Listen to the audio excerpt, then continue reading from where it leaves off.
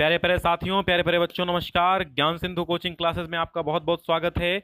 संस्कृत साहित्य के मेघदूत हंसदूत की तरह ही हरियोध जी ने भी प्रिय प्रवास में वायु को दूत बनाया है, पवन को दूत बनाया है।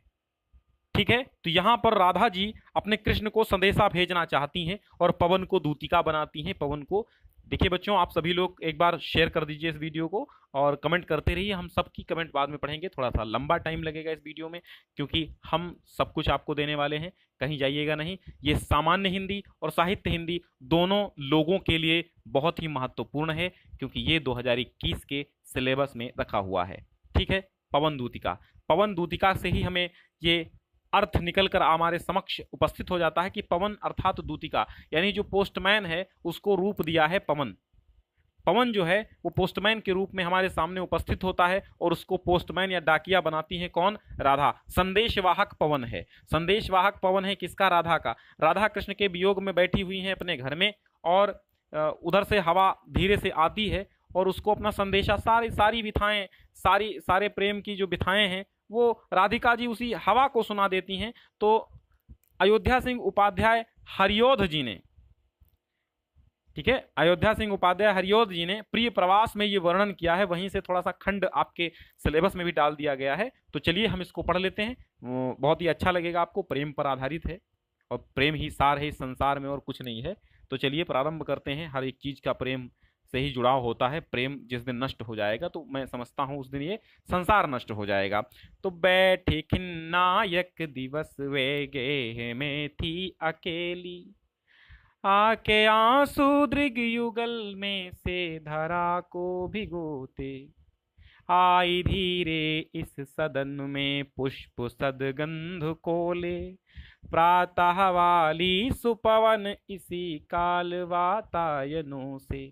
चलिए देखो, हम गाते नहीं, आज ज्यादा नहीं गाएंगे, बस आपको पहला गा के सुना दिया कि ऐसे गाया जाएगा। अब देखिए, इसका पहले आप व्याख्या अर्थ सब कुछ समझिए। इसके पश्चात जो आपके अभ्यास प्रश्नों में इसके पद्यांश मुख्य इंपॉर्टेंट आए हैं वो भी, उसके प्रश्नों को भी हल कराऊंगा। इसलिए पूरे वीडियो में कहीं आपको नहीं जाना है, कहीं रुकना नहीं है। दिमाग पूरा हम पर लगाइए, स्क्रीन पर लगाइए। ठीक है, तो बैठी एक एक मीनिंग का अर्थ समझिए। मैं इसको बड़ा कर लेता हूं थोड़ा।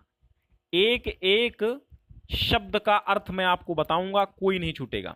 बैठी खिन्ना, खिन्ना माने उदास, यक एक, दिवस दिन, वे माने कौन? वे अर्थात राधिका जी। वे माने राधिका जी। वे राधा जी एक दिन उदास बैठी थी। कहां? गेह में। थी क्या? अकेली। एक दिन राधिका जी अपने आवास में, अपने घर में अकेली उदास बैठी थी। और जब उदास बैठी थी तो किसकी याद में? भगवान श्री कृष्ण की याद में बैठी थी। आके आंसू, दृग युगल, दृग माने नेत्र, युगल माने दोनों, दोनों नेत्रों से आंसू आ करके धरा को भिगोते, अर्थात धरती को, पृथ्वी को गीला कर रहे थे। धरा को भिगोते थे यानी पृथ्वी को गीला कर रहे थे। आंखों से आंसू टपक रहे थे। जब तो कहां गिरेंगे? धरती पे गिरेंगे। तो धरती कैसी हो जाएगी? गीली। तो वही कहते हैं हरियोध जी कि एक दिन उदास राधा जी अपने घर में बैठी हुई थी और दोनों आंखों से उनके आंसू टपक रहे थे और वे आंसू धरती को गीला कर रहे थे। आई धीरे इस सदन में, सदन माने घर, तो धीरे से इस घर में पुष्प की सदगंध अर्थात पुष्प की खुशबू को लेकर के, प्रातः वाली सुपवन यानी मॉर्निंग एयर जो होती है, प्रभातकालीन हवा, वायु, सुपवन माने सुंदर पवन। भैया प्रातः काल में बड़ी मस्त हवा चलती है, मदमस्त कर देती है सबको। तो प्रातः वाली सुपवन, प्रातः वाली जो सुंदर पवन है, इसी काल माने इसी क्षण, वातायनो माने, वातायन माने होता है खिड़की। अब वातायन का मैं विच्छेद कर देता हूं ताकि आपको क्लियर हो जाए। वात धन आयन, आयन, आयन माने घर होता है लगभग। तो वातायन माने घर किसका? वायु का द्वार। ठीक है, वायु का जो द्वार होता है, कहां से? खिड़की, जिसको हम विंडो बोलते हैं। तो वातायन माने खिड़की, झरोखा या विंडो। क्लियर होगा? चलिए, तो प्रातः वाली सुपवन, सुंदर पवन इसी काल खिड़की से अपनी पुष्प की सुगंध को लेकर के धीरे से इस घर में आ गई। कब आ गई? जब राधा जी उदास बैठी थी और दोनों आंखों से उनके आंसू टपक करके धरती को गीला कर रहे थे। तो उसी क्षण क्या हुआ, हल्की सी हवा का झोंका आया पुष्प की सुगंध के साथ। कहां से? वातायन से, अर्थात झरोखे से। फिर क्या हुआ, अब जब हवा लगी भैया शरीर में तो बड़ा और दुखी हुई राधा जी। संतापों को विपुल बढ़ता देख के दुखिता हो, धीरे बोली सदुख उससे श्रीमती राधिकायों। संतापों को, अर्थात जब संताप माने क्या होता है? दुख। संतापों मतलब दुखों को, विपुल माने बड़ी तेजी से। जैसे हवा लगी उनके शरीर में रोमांचकता उत्पन्न हुई और उनके कष्ट, उनके दुख और बढ़ने लगे। तो संतापों को विपुल बढ़ता देख, संतापों को, दुखों को बड़ी विशालता के साथ, तेजी के साथ बढ़ता हुआ देख करके दुखिता हो, दुखी हो करके धीरे से बोली, स्लोली स्लोली बोली, धीरे से बोली। सदुख माने दुख के साथ। सदुख माने क्या होता है? दुख के साथ। उससे श्रीमती राधिकायों। तो श्रीमती राधिका जी ने जब देखा कि उनके संताप और अधिक बढ़ रहे हैं तो दुखी होकर के सदुख के साथ उनसे बोली, किससे? प्यारी प्रातः वाली पवन से। क्या कहा? प्यारी प्रातः पवन, इतना क्यों मुझे है सताती, क्या तू भी है कलुषित हुई काल की क्रूरता से? है प्रातः वाली, हे सुंदर पवन, तो इतना मुझे क्यों सता रही है? क्या तू भी मेरी तरह कलुषित हुई है काल की क्रूरता से? क्या तू भी मेरी तरह काल से ग्रसित है, काल की क्रूरता से कलुषित हो गई है? तू मुझे, कलुषित माने क्या होता है? दुखी हो जाना, कष्ट हो जाना। वैसे तो कलुष माने होता है क्या? पाप। पाप, कलुष माने पाप, या कलुष माने काले धब्बे। ठीक, यहाँ पर कलुषित हुई मतलब दूषित हुई है। क्या तू भी मेरी तरह दुखी हुई है काल की क्रूरता से, अर्थात समय के फेर से? क्या तू भी मेरी तरह दुखी हुई है? पवन से पूछ रही हैं। अब आदमी प्रेम में जब पागल हो जाता है तो क्या करता है? इधर उधर बातें पागलों की तरह करने ही लगता है। है ना? प्रेम ही सुतार इस दुनिया में कुछ नहीं। ठीक है। मेरे प्यारे नव जलद से कंज से नेत्र वाले, जाके आए न मधुबन से और न भेजा संदेशा। मैं रो रो के प्रिय विरह में बावली हो रही हूँ, जाके मेरी सब दुख कथा शाम को तू सुना दे। अब कहते हैं कि मेरे प्यारे नव जलद, जलद माने बादल। क्या होता है जलद माने? जलज माने कमल, जलध ही माने समुद्र, जलद माने बादल। जल धन दा, जल देने वाला अर्थात बादल। मेरे प्यारे, प्यारे कौन? प्यारे कौन? राधा के प्यारे कौन? कृष्ण। मेरे प्यारे नव जलद, नव जलद माने नए नए मेघों जैसे। कंज माने, कंज क्या होता है? कंज से नेत्र वाले। कंज से नेत्र वाले माने कमल के समान। कमल का, कमल जैसे कैसे होता है? देखो कमल की पंखुड़ी कैसे बनती है? कमल ऐसे पंखुड़ी होती ना। अब अच्छा यहाँ पे लगा दो तो ये क्या होगा? नेत्र बन गया। ठीक, तो कमल नयन, कमल नयन कौन था? कृष्ण था। तो जलद से, कंज से नेत्र वाले। अब जलद कैसा? घनश्याम, नील नील घनश्याम। जो नया नया बादल उठता है ना तो हल्का सा नीला होता है, तो नीली आंखों वाले घनश्याम। जलद से, नव जलद से, कंज से नेत्र वाले। कंज माने कमल, कमल के समान नेत्रों वाले। जाके आए न मधुबन से, वे मधुबन जब से गए हैं, मथुरा जब से गए हैं, ना तो आए हैं और ना कोई संदेश ही भेजा। भैया उनका ना कोई मैसेज आया है ना कॉल आया है, वो वहीं बैठे हुए हैं मधुबन में। मैं रो रो के प्रिय विरह में, अरे यार मैं उसी कृष्ण के वियोग में, उसी कृष्ण के बिछड़ने के साथ। भैया वियोग श्रृंगार का मोस्ट इंपॉर्टेंट उदाहरण है, सारे के सारे आप पढ़ते रहिए। मैं अंत में इसकी सारे रस छंद अलंकार सब कुछ बता दूंगा। ठीक है, अंत में इसका काव्यगत सौंदर्य, क्योंकि सब कुछ समान ही है। ठीक है, सारे सब में। तो मैं तो यहाँ पे उपमा अलंकार है, कंज से नेत्र वाले उपमा अलंकार है। ठीक, तो कहती मैं रो रो के प्रिय विरह से बावली हो रही हूँ, मैं तो पागल हुए जा रही हूँ प्रिय के विरह में, प्रिय के वियोग में। और जाके मेरी सब दुख कथा, ये जो मेरी दुख की कथा है, ये मेरी जो सैड स्टोरी है, तो श्याम को सुना देना। किसको? भगवान श्री कृष्ण को जाकर के सब कुछ उनको पाठ पढ़ा देना, मैंने जो जो कहा है आपसे, ठीक है। तो ज्यों ही मेरा भवन तज तू अल्प आगे बढ़ेगी। अब पवन को रास्ता बता रही है, कौन? पवन को रास्ते की सारी चीजें राधा जी बता रही हैं। कहती ज्यों ही मेरा भवन तज, तज माने त्याग कर, जैसे ही तू मेरा ये घर छोड़ करके अल्प, अल्प माने थोड़ा आगे बढ़ेगी, जैसे मेरा मेरे घर से थोड़ा सा आगे बढ़ेगी तो शोभा वाली सुखद कितनी मंजू कुंजें मिलेंगी। तो बहुत से शोभा वाली, न जाने कितनी शोभा वाली तुझको आकर्षक कुंजें मिलेंगी, मनोहर कुंज दिखाई देंगी, ठीक है। सुखद मनोहर कुंज दिखाई देंगे। मंजू माने सुंदर, ठीक है, मंजू माने सुंदर, मंजू नाम होता ना, मंजू माने सुंदर होता। कुंजें मिलेंगी, कुंज माने छोटी सी बगीची को कुंज कहती हैं। तो न जाने कितनी शोभा देने वाली, शोभायमान सुखद सुख देने वाली, न जाने कितनी तुझको बहुत सारी सुंदर सुंदर कुंजें मिलेंगी। प्यारी छाया मृदुल स्वर से मोह लेंगी तुझे वे। अब ये देखो राधा कितनी चतुर हैं, वो ये भी बता रही हैं कि तुझे ये सब चीजें रास्ते में मिलेंगी, परंतु ऐसा न हो कि तू कहीं भटक जाए, इसलिए मैं तुझे सीधा सीधा रास्ता बताती हूँ और चली जा। वहीं भगवान श्री कृष्ण हैं, मेरे प्यारे हैं, उन्हीं से मिलकर के मेरा संदेशा कह देना, ठीक है। तो क्या क्या कहती हैं कि प्यारी छाया, वहां पर क्या मिलेगी आपको? प्यारी छाया मिलेगी, मृदुल स्वर से मोह लेगी तुझे वे, तुझे अपने मृदुल मंद मंद स्वर से प्यारी प्यारी छाया। अब मृदुल स्वर कहाँ होता? छाया में पक्षी की मीठी आवाज होती, ठीक है। तो छाया अपनी मीठी आवाज से मोह लेंगी तुझे वे, ठीक है। तुझे मोहेंगी, तू रास्ते में जाएगी तो तुझे छाया मीठे स्वर से मोहेगी। तो भी मेरा दुख लख, अब वो क्या कहती हैं? तो भी तुझको क्या करना है? मेरा दुख देख करके वहां जाकर के तुझको विश्राम नहीं लेना है भाई। मानवीकरण भी अलंकार है, क्योंकि यहाँ वायु को मनुष्य के रूप में, एक स्त्री के रूप में चित्रित किया गया, जिसको सारी कथाएं सुना रही हैं कौन? राधा जी।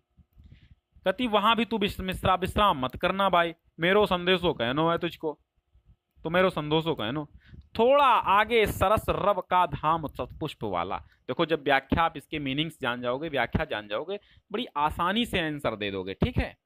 तो आप केवल पद्यांशों के आंसर रटने में मस्त मत हुई, क्योंकि कई प्रकार के प्रश्न बनते हैं और आपने रटे रटाए 5 प्रश्न याद कर लिए एक पद्यांश के। क्या पता पद्यांश तो वही आया, परंतु प्रश्न का प्रारूप चेंज हुआ, प्रश्न दूसरे उसी पद्यांश पर आधारित, क्योंकि एक पद्यांश से सैकड़ों प्रश्न बन जाएंगे, ठीक है। तो कभी भी आप प्रश्न मत रटिए पद्यांश के, सदैव पद्यांश को समझिए। और जब आप पद्यांश समझ जाएंगे, ठीक है, सभी लोग एक बार शेयर कर देना, एक बार लाइक कर देना, और नए हो तो सब्सक्राइब जरूर कर लेना, क्योंकि यहाँ मिलती हैं डेली आपको लाइव क्लासेस। इसलिए सब्सक्राइब करना, यहाँ पे सिलेबस में कोई कंफ्यूजन नहीं है। सामान्य हिंदी, साहित्य हिंदी की अलग अलग क्लासेज हैं, कक्षा 10 की अलग अलग क्लासेज हैं, सबके अलग अलग प्लेलिस्ट हैं, सबके अलग अलग वीडियोज़ बने हुए हैं पार्ट वाइज, ठीक है। इसलिए सब्सक्राइब कीजिए, मैं और नहीं कहता हूँ किसी कारण के, क्योंकि आपका फायदा है सब्सक्राइब करने में। तो अब वो राधा जी उसको बताती हैं कि थोड़ा आगे सरस रव, रव रव याद कर लो। रव का रव दो अक्षरों का शब्द है, परंतु इसके मीनिंग्स बहुत लोग नहीं जानते। रव माने ध्वनि, और वारा इसको उल्टा कर दो तो वर माने वरदान भी हो जाता, वर माने श्रेष्ठ भी हो जाता। तो वर और रव सदैव याद रखना, वर माने श्रेष्ठ, वर माने वरदान, और रव माने ध्वनि, रव माने साउंड, ठीक है। थोड़ा आगे सरस रव का धाम सतपुष्प वाला, अच्छे अच्छे बाहुद्रुम लतावान सौंदर्यशाली। अब आगे तुझे क्या क्या मिलेंगे? थोड़ा सा आगे जब जाएगी तो सरस ध्वनि वाला धाम, सतपुष्पों वाला थोड़ा सा धाम तुझे मिलेगा, जहाँ पे सतपुष्प होंगे, ठीक है, जहाँ पे क्या होंगे? सतपुष्प होंगे, वहाँ तुझको धाम मिलेगा, ठीक। तो कुंजे दिखाई देगी, और थोड़ा सा जब आगे बढ़ेगी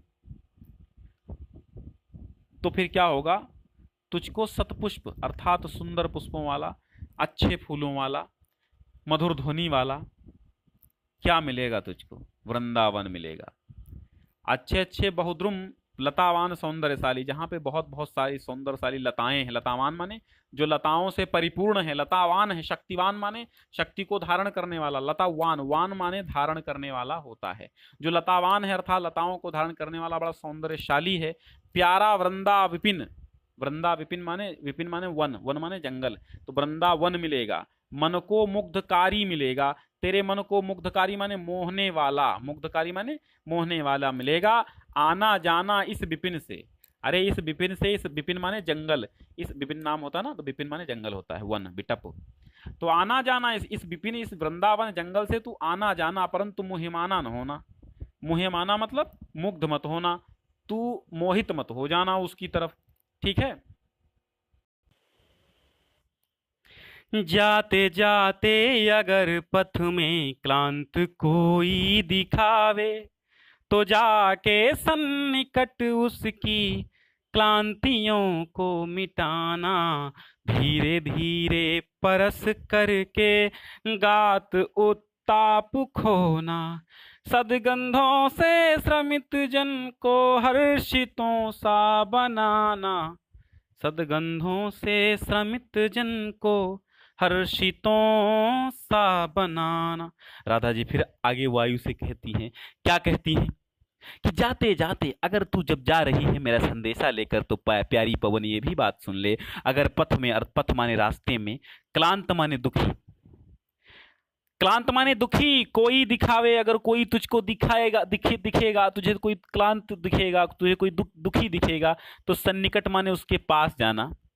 नियर बाई दिस पर्सन, उस पर्सन के पास जाना, उस व्यक्ति के पास जाना, उस व्यक्ति के पास जाना और उसकी क्लांतियों को मिटा देना। मेरे को अंग्रेजी नहीं आती यार, बोलने का बड़ा मन करता है, मतलब आती नहीं है। तो जाके सन्निकट उसकी क्लांतियों को मिटाना और धीरे धीरे परस करके गात उत्ताप खोना। और धीरे धीरे, परस माने स्पर्श करके, गात माने उसके शरीर को, उत्ताप माने उसकी जलन को, दुख को, तपन को, जलन को, खोना मतलब मिटा देना, समाप्त कर देना। सदगंधों अर्थात सुगंधों से, अपनी सेंट्स से, अपने परफ्यूम से क्या कर देना, श्रमित जन अर्थात उस मेहनती व्यक्ति को, श्रमित माने मेहनती यानी थके हुए व्यक्ति, ठीक है, थके हुए जन को, उस थके हुए व्यक्ति को हर्षितों सा बनाना, यानी प्रसन्न लोगों जैसा बना देना। हर्षित माने प्रसन्न लोगों जैसा बना देना, ठीक है। चलो, हिंदी माँ का वरदान मिला है मुझे, हिंदी पढ़ने और पढ़ाने का सौभाग्य प्राप्त हुआ है, तो आप भी इस सौभाग्य का लाभ उठाएं।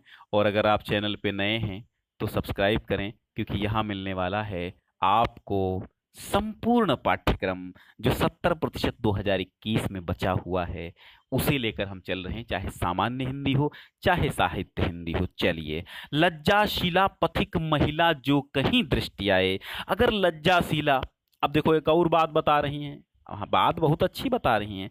लज्जाशीला मतलब जो शर्मीली औरत हो।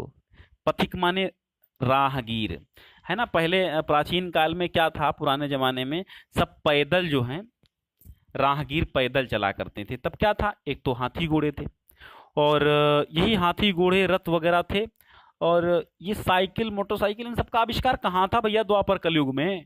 तो द्वापर की बात है, द्वापर की बात है। और वहां पर भगवान श्री कृष्ण की प्रेमिका राधा जी श्री कृष्ण के हाथ में संदेशा पवन के हाथ में देकर के भेज रही हैं, पवन से कह रही हैं। पवन से फिर क्या कहती हैं कि अगर लज्जाशीला, देखो पवन चंचल होती, वायु चंचल होती है, और जब वायु चंचल होती तो किसी के वस्त्र उड़ाती है, किसी के बाल उड़ाती है, किसी को कुछ उड़ाती है, किसी के पसीने को सुखाती, तो सब काम करती है वायु। तो लज्जाशीला पथिक महिला, पथिक माने राहगीर, महिला माने औरत या स्त्री, जो कहीं दृष्टि आए, दृष्टि आए मतलब नजर आए, तुझको कहीं लज्जाशीला अर्थात शर्मीली औरत नजर आए, होने देना विकृत वसना तो न, इतना पढ़े, तो न तू सुंदरी को, तो तू उस सुंदरी को विकृत वसना होने न देना।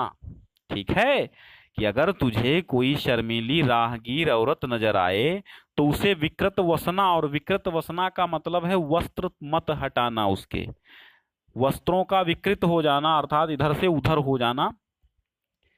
ठीक है, कृत माने किया हुआ, जैसे वस्त्र सजाए हुए हैं उनको विकृत कर देना, अनसजे हुए मत करना, उलझा मत देना। तो न तू सुंदरी, तो उस सुंदरी औरत के तू वस्त्रों को मत उड़ा देना, क्योंकि वो लज्जाशीला है, घूंघट काढ़ के आ रही होगी। जो थोड़ी भी श्रमित हो वो हो गोदले श्रांति खोना। अगर वो तुझे थोड़ी सी श्रमित यानी थकी हुई दिखाई दे तो उसको तू अपनी गोद में ले लेना। और श्रांति मीन्स होता है थकान, ठीक है, श्रांति माने थकान।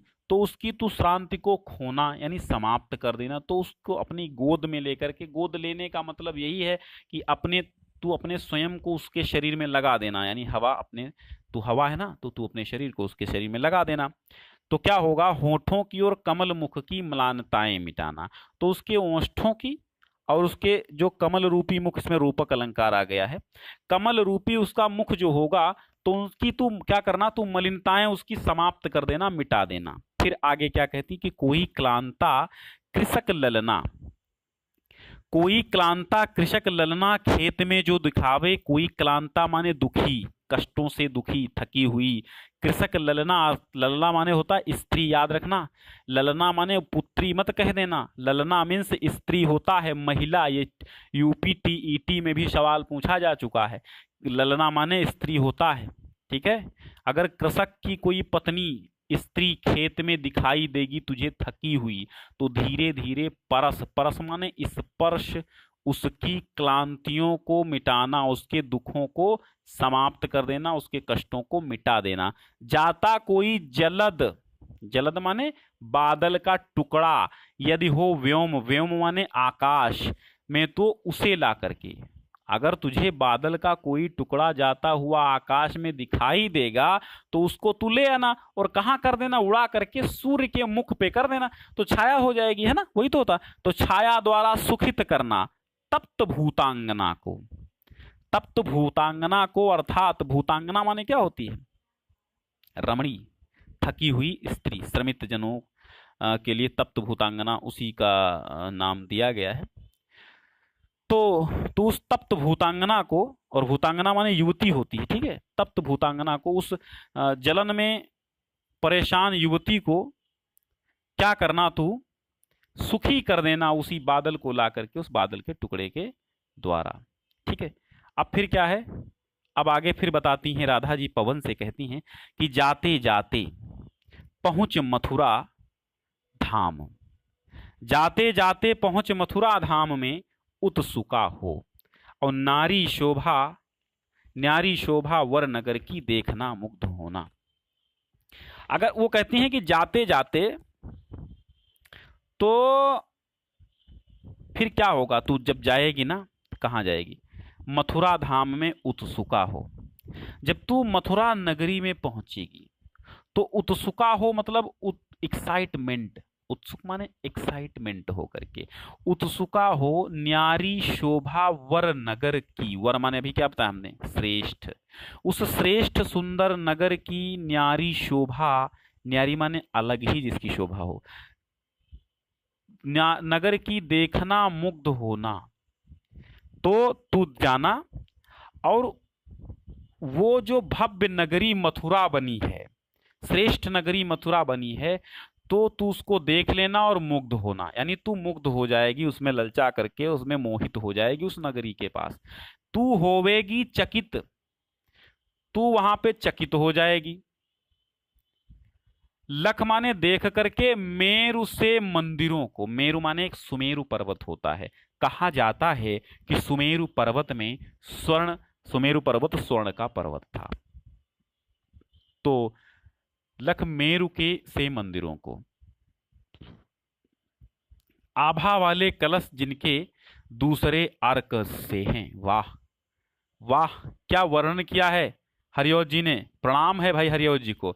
हरियोज जी ने बहुत ही सुंदर वर्णन यहाँ पे कर दिया। क्या कहा कि तू होवेगी, अब राधा के मुख से कहलवाया हरियोज जी ने। अब ये शब्द किसके हैं, हरियोध जी के, ठीक है, अयोध्या सिंह उपाध्याय हरियोध जी के शब्द हैं। प्रिय प्रवास उनकी खड़ी बोली का प्रथम महाकाव्य है, जो आपकी हिंदी में पढ़ाया जाता है, ठीक है।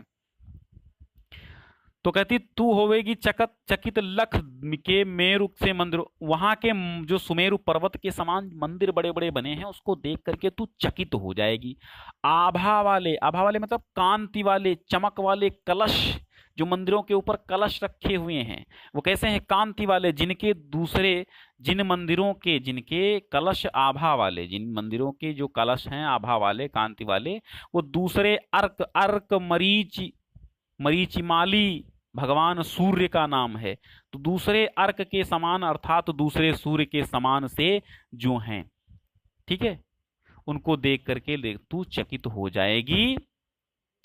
और देखे पूजा समय मथुरा मंदिरों मध्य जाना, ठीक है, देखे पूजा समय मथुरा मंदिरों मध्य जाना, नाना वाद्यों मधुर स्वर की मुग्धता को बढ़ाना।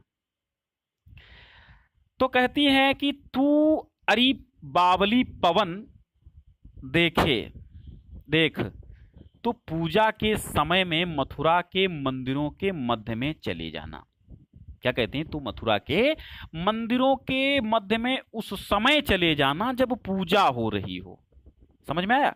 और नाना वाद्यों मधुर स्वर की मुग्धता को बढ़ाना, तो उस समय तू मंदिरों में जो नाना वाद्यों अर्थात नाना प्रकार के वाद्य यंत्र बज रहे होंगे, तो जब वो वाद्य यंत्र बजे, देखो जब कोई वाद्य यंत्र बजाओ तो जब वायु चलती है तो उसको उड़ा करके बहुत दूर तक ले जाती, तो वो बात यहाँ बता रही राधा जी। कहती हैं कि नाना वाद्यों, विभिन्न प्रकार के वाद्य यंत्र जब बज रहे होंगे तो मधुर स्वर की मुग्धता को बढ़ाना, तो जो मधुर स्वर उनसे निकल रहा हो तो उसकी मुग्धता, उसके माधुर्य को तू बढ़ा देना। क्यों माने अथवा, क्यों माने क्या होता? अथवा, हमने बताया था और मतलब या माने अथवा, क्यों माने अथवा।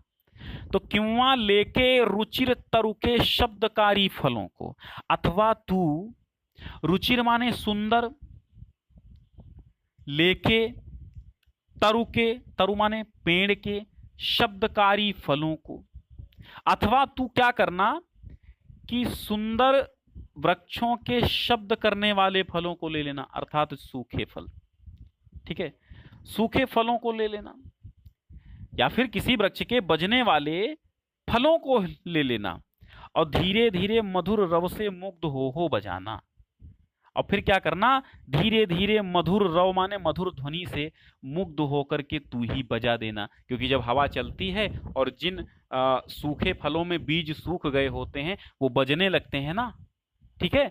तो वही बात यहाँ पे राधा जी बता रही हैं कि तू क्या करना, जब मंदिर, एक बार फिर से समझाते हैं, देख तू पूजा के समय मंदिरों के मध्य में चले जाना, और जब मंदिरों के मध्य में तू जाएगी तो नाना प्रकार के वहां वाद्य यंत्र बज रहे होंगे, और जब वाद्य यंत्र बज रहे होंगे तो उस अपनी वायु की प्रवीणता से, अपनी बहाव से उन सबको मुग्धकारी कर देना, मुग्ध बना देना। अथवा तू सुंदर तरु के शब्द करने वाले पुष्पों को, फूलों को ले लेना, फलों को लेना, हाँ फलों को ले लेना, और धीरे धीरे मधुर ध्वनि से मुग्ध हो करके बजा देना। फिर क्या कहती हूं?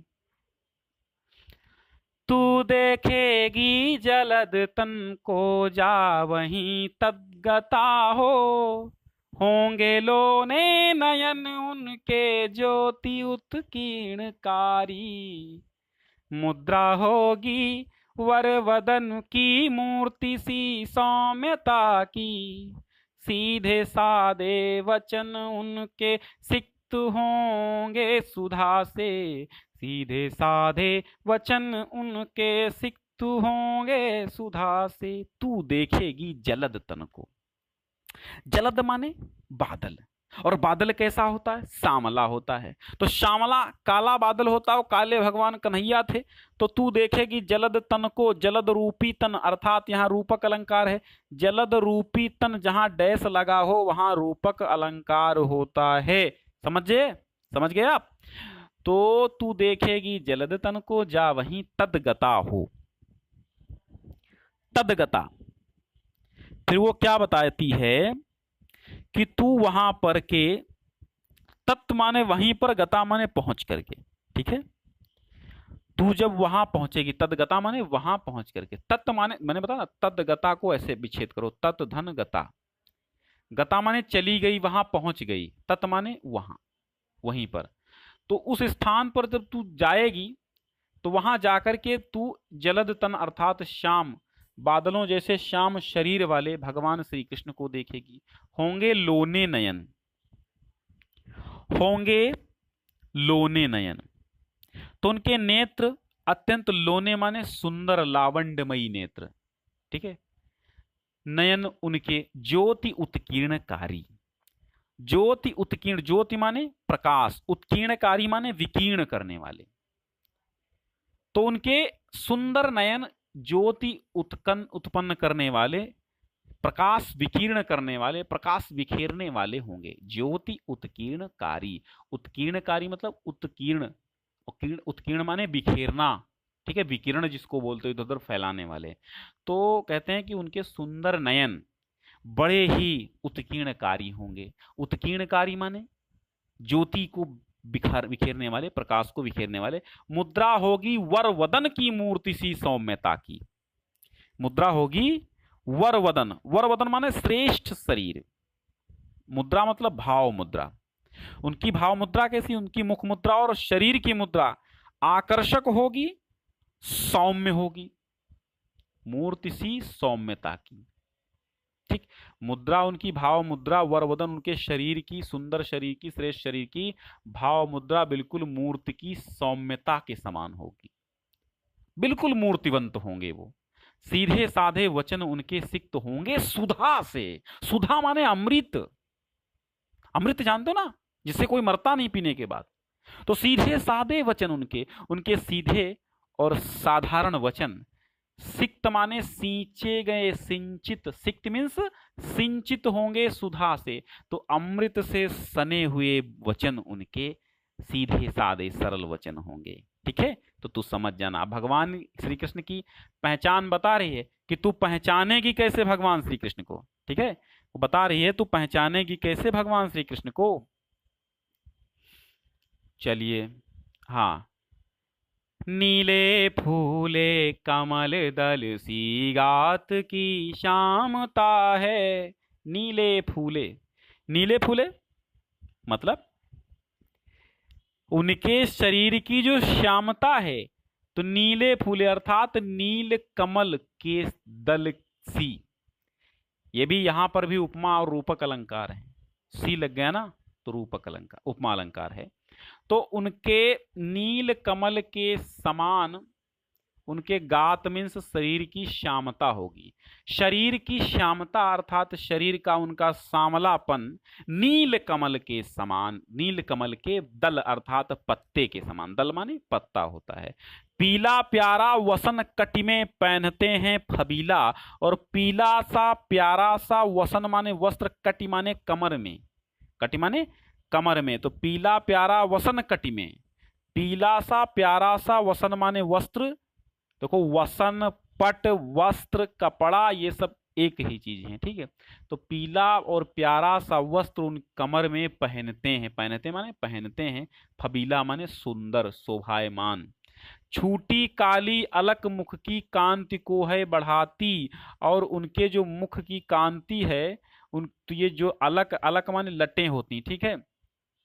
छूटी काली अलक, काली अलक मतलब काली लट, जो अलक माने बालों की लट, ठीक है, अलक माने बाल होते हैं, तो अलक माने बाल होते हैं ना, तो क्या कहते हैं, बालों की लट।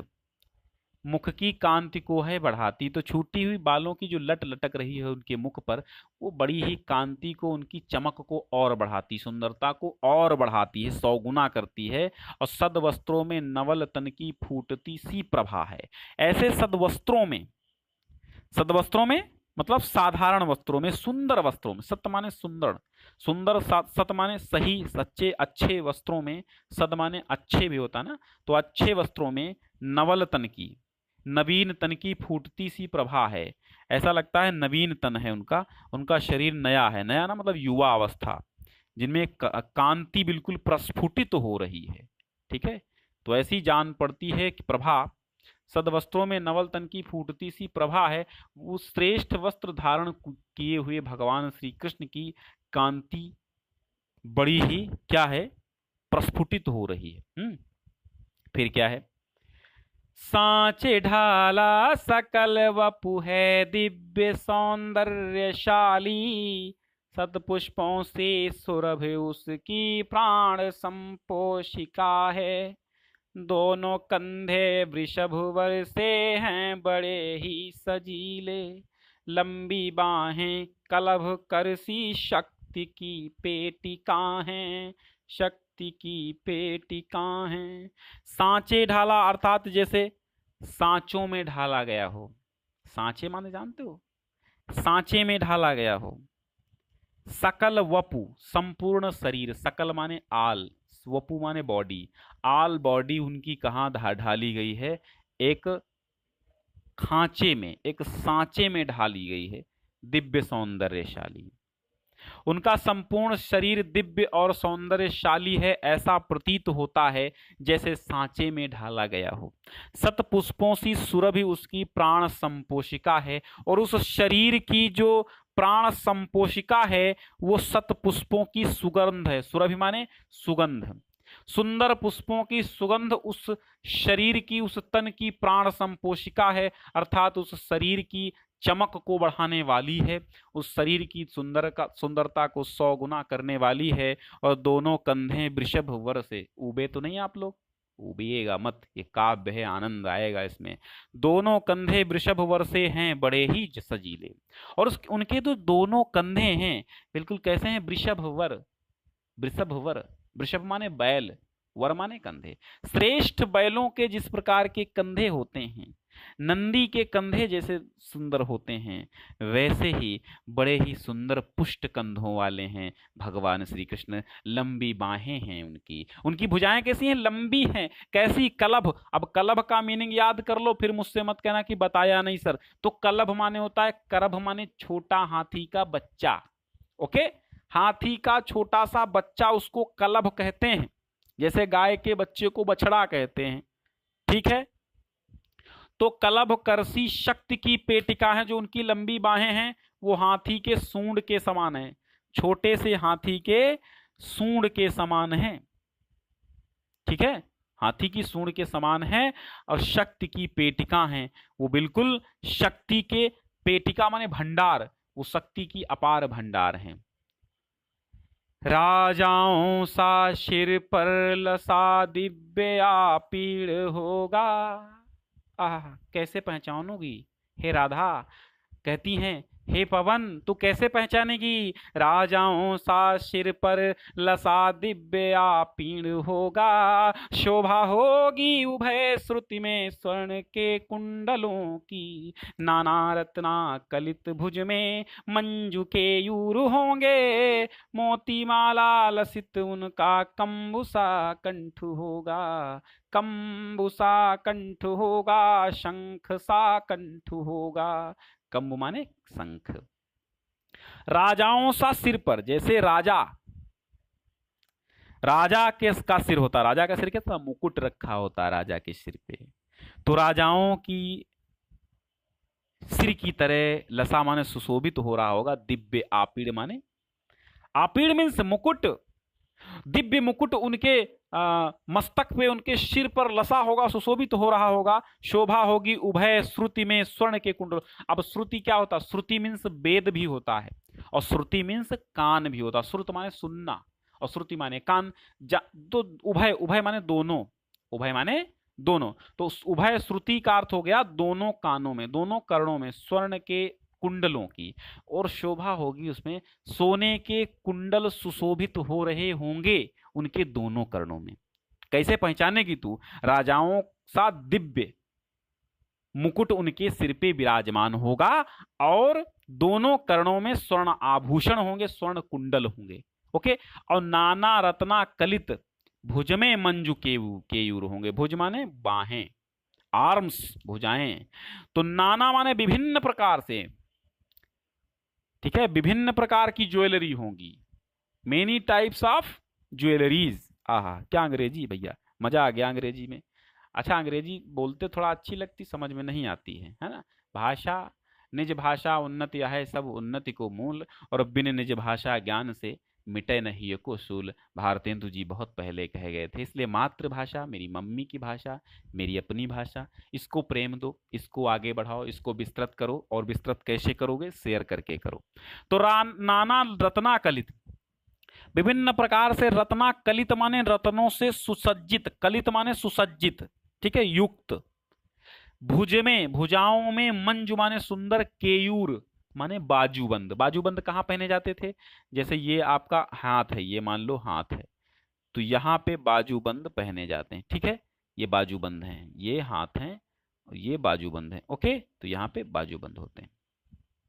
तो नाना विभिन्न प्रकार के रत्नों से युक्त भुजाओं में सुंदर, मंजू माने सुंदर, केयूर माने बाजूबंद पहने होंगे, और मोती माला लसित उनका कंबुसा कंठ होगा। और मोतियों की माला से लसित माने सुशोभित, मोती माला लसित, मोतियों की माला से सुशोभित उनका कंबु, कंबु माने शंख सा कंठ उनका होगा। ठीक, समझ गए? पवन को समझा रही हैं, पवन समझ गई, तुम क्यों नहीं समझ पा रहे हो? समझ गए ना? सब अच्छे से समझ रहे हैं, मुझे उम्मीद है। तेरे में है ना यह गुण जो तू व्यथाएं सुनाए। अब वायु कहाँ बोल सकती है? तो कहती है तुझ में तो ऐसा गुण ही नहीं है कि तू व्यथाएं अपनी सुना सके, हैं? तेरे में वॉइस नहीं है, आवाज नहीं है, सरसर की है, तो सरसर सरसर करेगी तो कौन सुनेगा? तो अब राधा जी उसको एक टाइप से उसको मिस्त्री बना रही हैं, उसको सिखा रही हैं कि तू कैसे उनको, भगवान श्री कृष्ण को जनाएगी कि मैं आई हूं और राधा का संदेश लेके आई हूं। तो कहती तेरे में है ना यह गुण जो तू व्यथाएं सुनाए। हे पवन, तुझ में तो ये गुण नहीं है कि तू अपनी व्यथाओं को सुना सके, क्योंकि तू बोल नहीं पाती, तू घ्राण और मुखहीन है। व्यापारों को प्रखर मति और युक्तियों से चलाना, परंतु तू क्रिया व्यापारों को, व्यापार माने अपने क्रियाकलापों को, ठीक है, तू अपने व्यापार माने क्रियाकलापों को प्रखर मति मतलब प्रखर बुद्धि से, अपनी प्रखर बुद्धि से और युक्तियों से, युक्तियों माने जुगाड़ से चला देना। अपने व्यापारों को, अपने कार्य क्रियाकलापों को तू प्रखर बुद्धि, अपनी मजबूत बुद्धि से और जुगाड़ से, युक्तियों से चलाना। और बैठे जो हो निज सदन में, अगर वो अपने घर में, अब राधा जी बता रही कि तू कैसे जनाएगी कि मैं आई हूं और राधा का संदेशा लेके आई हूं। कहती है अगर वो बैठे हों निज सदन में, अपने घर में बैठे हों, ठीक है,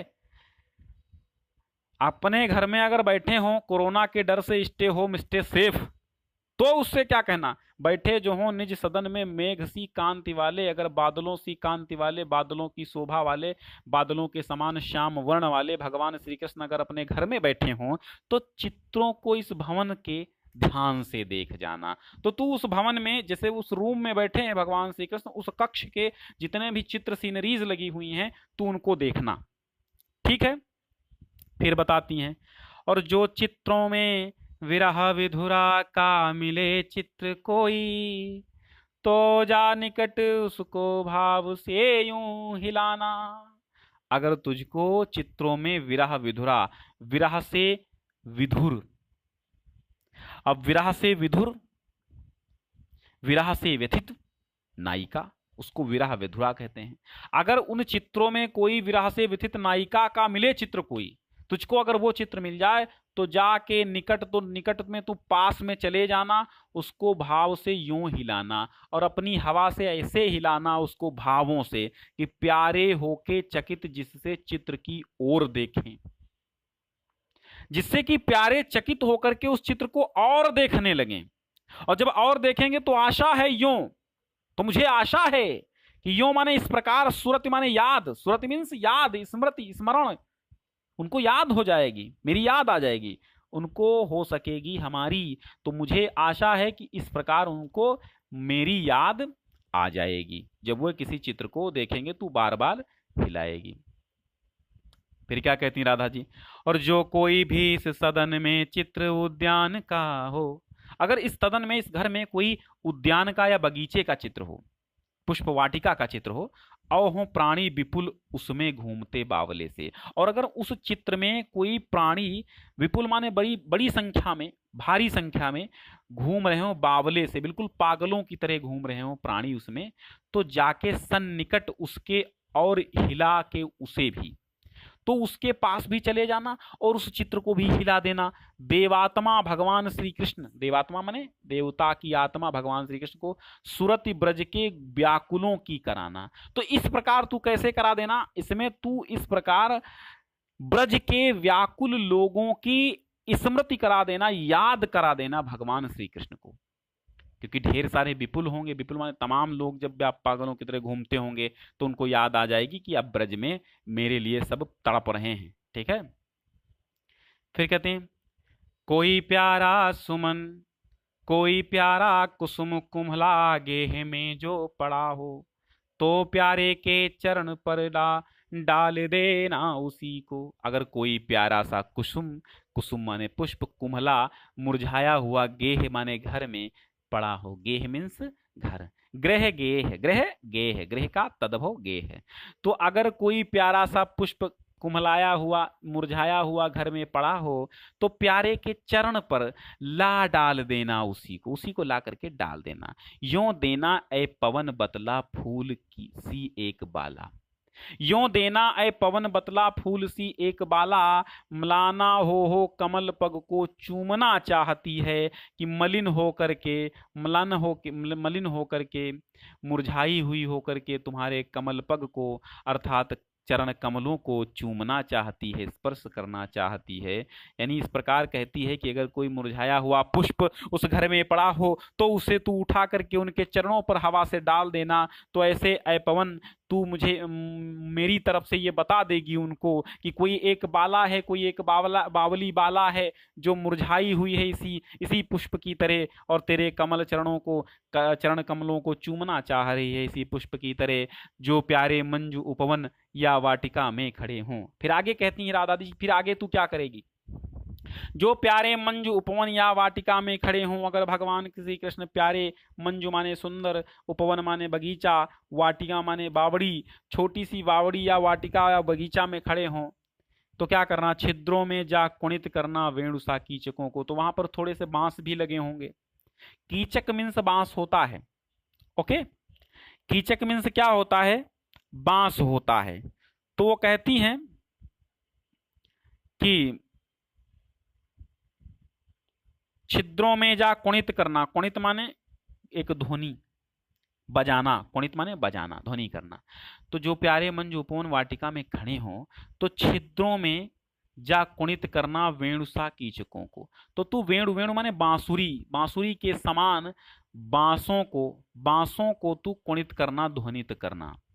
यों होवेगी, अब जब तू ऐसा काम करेगी तो यों होवेगी सूरत, सूरत माने याद, उनको सर्व गोपांगना की, तो उनको याद हो जाएगी कि जब जब वो बांसुरी बजाते थे तो यमुना तट पर सारी गोपियां, सारी ग्वालाएं, सारी बालाएं वहां पर इकट्ठा हो जाती थीं। यों होवेगी सूरत उनको सर्व गोपांगना की, इस प्रकार उनको समस्त गोपियों की याद हो जाएगी। और जो हैं वंशी श्रवण रुचि से दीर्घ उत्कंठ होती, जो गोपिकाएं वंशी के श्रवण रुचि से, वंशी के बजने से, वंशी के मात्र श्रवण की ध्वनि से सुनने मात्र से ही दीर्घ बहुत बड़ी कायदे से उत्कंठित होने लगती थी, बहुत ज्यादा उत्कंठित होती थी।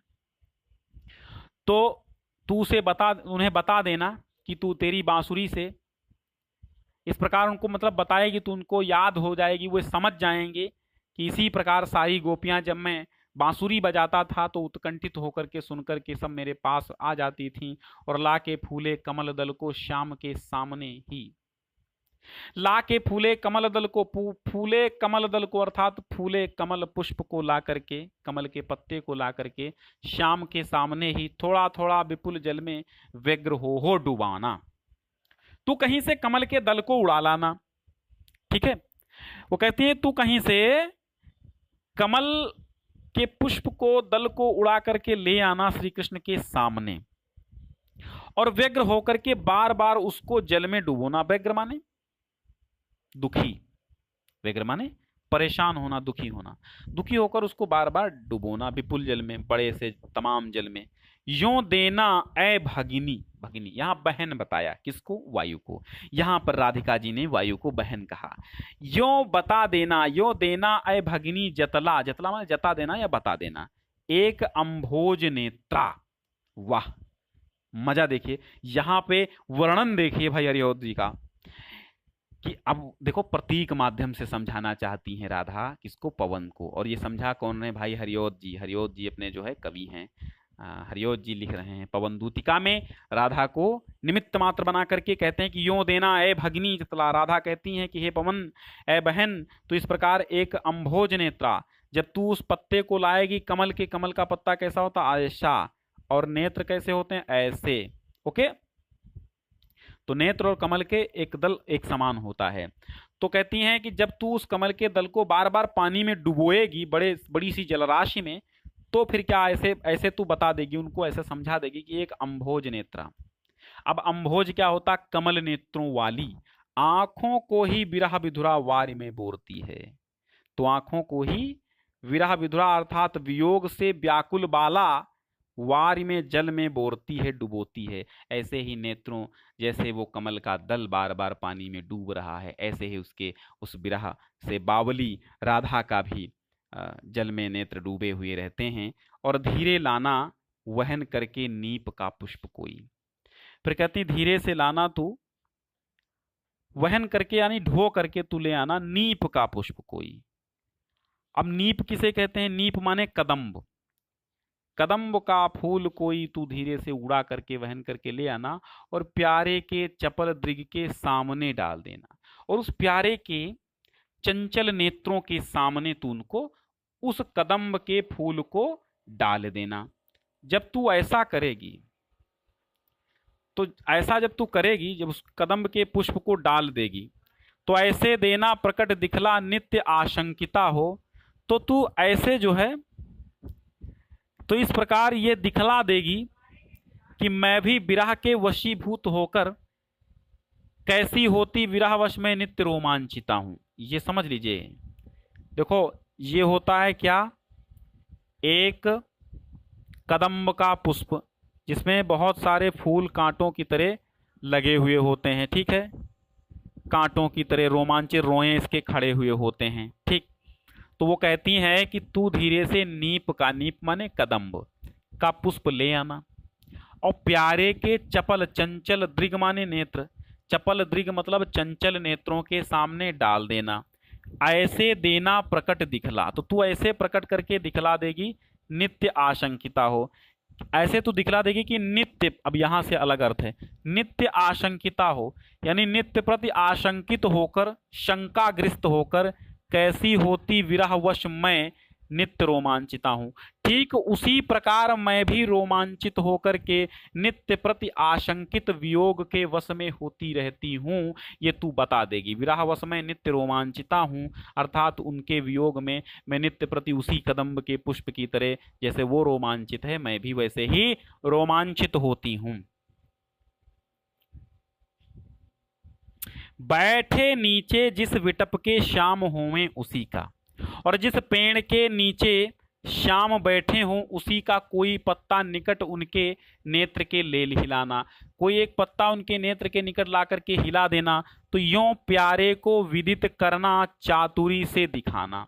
तो इस प्रकार तू प्यारे को विदित करना अर्थात बता देना, और चातुरी से दिखा देना, मेरे चिंता विजित चित्त का क्लांत हो कांप जाना। तो इस प्रकार तू पत्ते को जैसे हिलाएगी, तो उनको पता चल जाएगा कि चिंता विजित, जिसको चिंता ने जीत लिया है। देखो चिंता विजित, इसका अर्थ समझो, चिंता विजित मीन्स जिसको चिंता ने जीत लिया है, ऐसा अर्थ है, अर्थात चिंता ग्रसित हृदय। चित्त का क्लांत, क्लांत माने दुखी होकर के जैसे हृदय कांप जाता है मेरा, ठीक उसी पत्ते की तरह जब तू पत्ते को हिलाएगी चतुरता पूर्वक, तो वो समझ जाएंगे कि मेरा भी हृदय क्लांत होकर के वैसे ही कांप जाता है। फिर है सूखी जाति मलिन लतिका जो धरा में पड़ी हो। अगर मलिन लतिका, सूखी जाति मलिन लतिका जो धरा में पड़ी हो, अगर सूखी हुई कोई लतिका, मुरझाई हुई लता धरा में पड़ी हो, अगर पृथ्वी पर पड़ी हो, तो पांवों के निकट उसको श्याम के ला गिराना। मलिन लतिका मतलब मुरझाई हुई लता, तो तू श्याम के सामने ला करके उसको गिरा देना। यों सीधे से प्रकट करना प्रीति से वंचिता हो। तो इस प्रकार सीधे से प्रकट कर देना कि प्रीति से वंचिता होकर, तुम्हारे प्रेम से वंचित होकर के मेरा होना अति मलन और सूखते नित्य जाना। तो मेरा अत्यंत मलिन हो जाना, सूख करके मलिन हो जाना, नित्य प्रति सूख करके मलिन हो जाना तू बता देना कि जैसे वो लता मलिन हो गई है ऐसे राधा भी प्रतिदिन सूख कर मलिन होती जा रही हैं।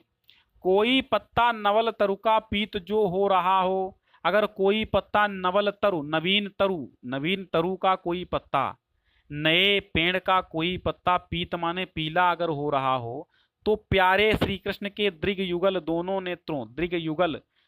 नेत्रों के सामने ला उसे ही, उसको भी तू उनके नेत्रों के सामने ले आना और धीरे धीरे संभल रखना और उन्हें यूं बताना, उसको संभाल करके धीरे धीरे रख देना उनके समक्ष और उनको इस प्रकार बता देना कि पीला होना प्रबल दुख से प्रोषिता सा हमारा। तो जैसे एक प्रोषिता होती है, प्रोषिता मतलब प्रोषित पतिका नायिका, और प्रोषित पतिका नायिका वो होती है जिसका पति परदेश चला गया हो, उसको प्रोषिता कहते हैं। ठीक है, तो इस प्रकार पीला होना प्रबल दुख से प्रोषिता सा हमारा एक प्रोषित पतिका नायिका सा पीला होना प्रबल दुख के कारण तू उनको बतला देना। फिर क्या कहती, यों प्यारे को विदित करके सर्व मेरी व्यथाएं, इस प्रकार प्यारे को विदित करके मतलब बता करके, जना करके मेरी सारी व्यथाएं धीरे धीरे वहन करके पांव की धूल लाना। अब तू धीरे धीरे वहन करके पांव की धूल लाना, तो तू वहां से थोड़ी सी धूल वहन करके मतलब ढो करके उनके चरणों की धूल ले आना। थोड़ी सी भी चरण रज जो ला न देगी हमें तू, अगर तू मुझको थोड़ी सी चरण धूल उनकी नहीं ला कर देगी, ठीक है, तो कैसे तो व्यथित चित्त का बोध मैं दे सकूंगी। तो हाय मैं अपने व्यथित चित्त को बोध मैं दे सकूंगी, अर्थात समझा सकूं, बोध देना समझाना, तो मैं अपने हृदय को कैसे समझा सकूंगी, हाय मैं अपने हृदय को कैसे समझा सकूंगी, क्योंकि तुझे सबूत तो लेकर आना है भाई, जो डाकिया होता है वो मोहर लगवा के आना है। ठीक है, जैसे वो एक संदेशे आते हैं गाना है ना, तो कहते हैं वहीं थोड़ी दूर है घर मेरा, मेरे घर में है एक बूढ़ी माँ, मेरी माँ के चरणों को चूम के, ऐसे करके। तो वही बिल्कुल वही यहाँ पर भी दृश्य दिखाई देता है। कहते हैं कि जो तुम जाना और भगवान श्री कृष्ण के चरणों की धूल थोड़ी से धो कर ले आना, तो अपने कम से कम मैं चित्त को समझा सकूंगी कि हाँ मैंने भगवान श्री कृष्ण के इसी के माध्यम से दर्शन कर लिए। फिर लास्ट में कहते हैं कि पूरी होवे न यदि तुझसे अन्य बातें हमारी, तो तू मेरी विनय इतनी मान ले और चली जा। कहती हैं अगर पूरी होवे न यदि तुझसे अन्य बातें हमारी, अगर ये सारी बातें तुझको मंजूर नहीं है, अगर तू ये सब सारी बातें नहीं कर सकती है, तो एक चीज तू समझ लेना, तो तू मेरी विनय इतनी मान ले और चली जा। तो हमारी इतनी विनती है, मान ले और यहां से तू वहां तक चली जा और छू के प्यारे कमल पग को, प्यारे श्री कृष्ण के चरण कमलों को छू लेना, पग को प्यार के साथ और चली आना। जी जाऊंगी हृदय तल में, तो छू के तू कुछ ना कर लेना, तो मतलब पूरी होवे ना, अगर तुझसे मेरी सारी शर्तें मंजूर न हो, तो इतनी मेरी विनय सुन ले, इतनी मेरी विनती सुन ले और मान ले और चली जा। और तू केवल छू के प्यारे कमल पर, कौन, प्यारे श्री कृष्ण के चरण कमलों को छू लेना और प्यार के साथ चली आना। और जी जाऊंगी हृदय तल में मैं तुझी को लगा के, मैं तुझी को अपने हृदय से स्पर्श करा लूंगी, लगा लूंगी और मैं जी जाऊंगी बस।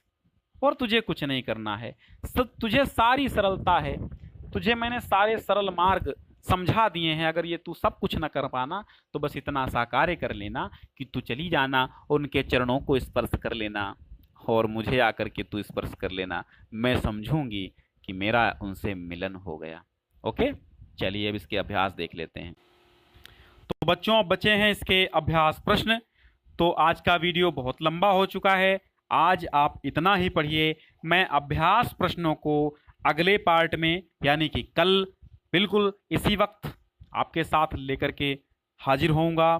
तब तक के लिए नमस्कार और सभी लोग शेयर कर दीजिए। सबको जय हिंद, वंदे मातरम।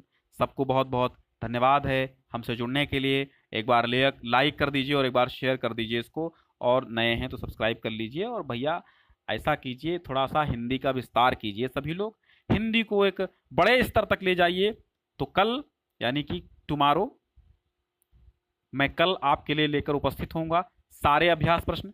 तो अभ्यास प्रश्न बिल्कुल मत करना भूलना। ये सारे आपके पद्यांश हैं, ठीक है। इन पद्यांशों को फिर से मैं हल करूंगा। इतने दिन मैंने आपको केवल ये समझाया है, आज के वीडियो में केवल मैंने ये समझाया है कि इसका व्याख्या क्या है, इसका अर्थ क्या है। थोड़ी सी चीज़ और बता देता हूं मैं कि इसमें जो आपकी शब्द शक्ति है, क्या क्या शब्द शक्तियां हैं इसमें। शब्द शक्ति अभिधा और लक्षणा है। भाषा खड़ी बोली है, ठीक है। भाषा क्या है? खड़ी बोली है। और गुण माधुर्य और प्रसाद गुण है। गुण कौन सा है? माधुर्य और प्रसाद। और जो इसका जो छंद है मंदाक्रांता छंद है। रस पूरे में वियोग श्रृंगार है, ठीक है, वियोग श्रृंगार है। चलिए समझ में आपको आ गया होगा।